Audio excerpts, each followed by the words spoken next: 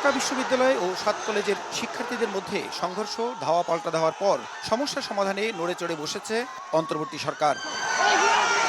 সোমবার সচিবালয়ে স্বরাষ্ট্র উপদেষ্টার সভাপতিত্বে আইনশৃঙ্খলা সংক্রান্ত কোর কমিটির বৈঠক শেষে ডিএমপি কমিশনার বলেন, রক্তক্ষয়ী সংঘর্ষ এড়াতেই সাউন্ড গ্রেনেড ও টিয়ার শেল ব্যবহার করেছে পুলিশ। দ্রুত পরিস্থিতি স্বাভাবিক হবে বলে আশা করেন তিনি। পুলিশ কোনো লেথাল কোনো কিছু ব্যবহার করে নাই।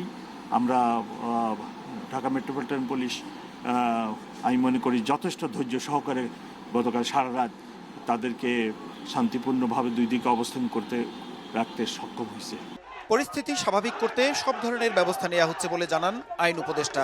এগুলি তো অনাকাঙ্ক্ষিত, এগুলি অ্যাভয়েড করার জন্য আমাদেরকে আরও বেশি উদ্যোগ নেওয়ার আমরা চেষ্টা করব। পুলিশ ধৈর্যের সঙ্গে পরিস্থিতি মোকাবিলা করেছে জানিয়ে স্বরাষ্ট্র উপদেষ্টা বলেন, শিক্ষার্থীদের দাবি দেওয়া আলোচনার মাধ্যমেই সমাধান করা উচিত। ছোটোখাটো একটা ঘটনা নিয়েই কিন্তু এই ঘটনার একটা সূত্রপাত। তা আমার মনে হয় এটা আলোচনার মাধ্যমে এইটা সমস্যাটা সমাধান হয়ে যেতে পারে। আর এই ক্ষেত্রে সবারই আমাদের একটু ধৈর্য ধরতে হবে। এই ক্ষেত্রে আমরা আইনশৃঙ্খলা বাহিনীও বলছি, আমরা আপনাদেরও আইনশৃঙ্খলা বাহিনীকে বলছি, তারা ধৈর্যের ধারে সাথে জিনিসটা মোকাবেলা করার জন্য। ছাত্র ভাইদেরও আমরা অনুরোধ করব প্রত্যেকটা জিনিস একটু ধৈর্যের সাথে এবং আলোচনার মাধ্যমে যেন সমস্যাটা সমাধান হয়।